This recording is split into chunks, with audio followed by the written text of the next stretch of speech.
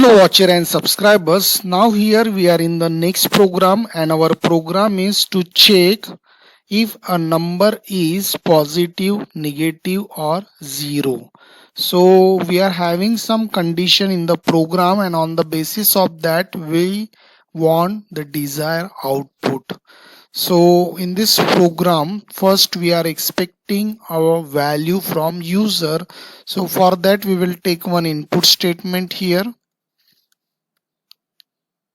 So our message is enter any number, and once we get the value, then by using condition, by using if statement, we will check that.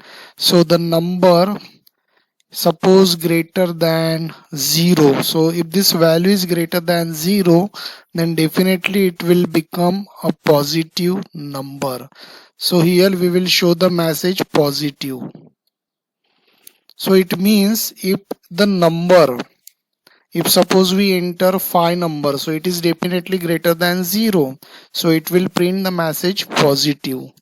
And then after that I am taking else if. Means if this condition false. If it is true, then what happen? It will execute this. But if it is false, then we want to put a next case here.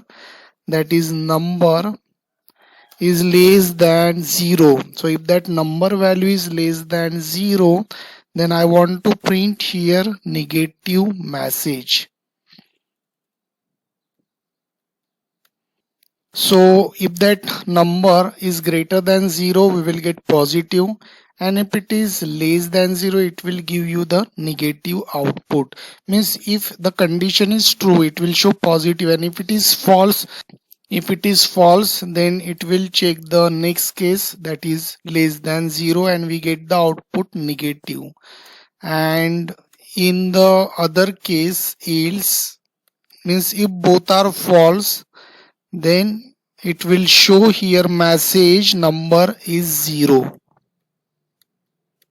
So if both are false, means suppose we enter 0, so it is greater than 0 false, less than 0 false.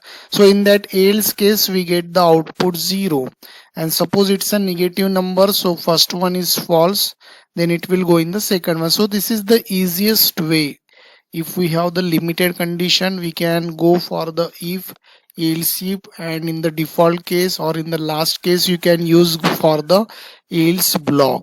So now we check the output here. So user suppose enter positive number, so you are getting the message positive. And suppose we go for negative value, so it's a negative number. And suppose we go for the 0 value, so we get the message 0. So in this way you can do the testing of negative, positive and 0 numbers. So I hope dear student you understood this tutorial. Thanks for watching this. Thank you.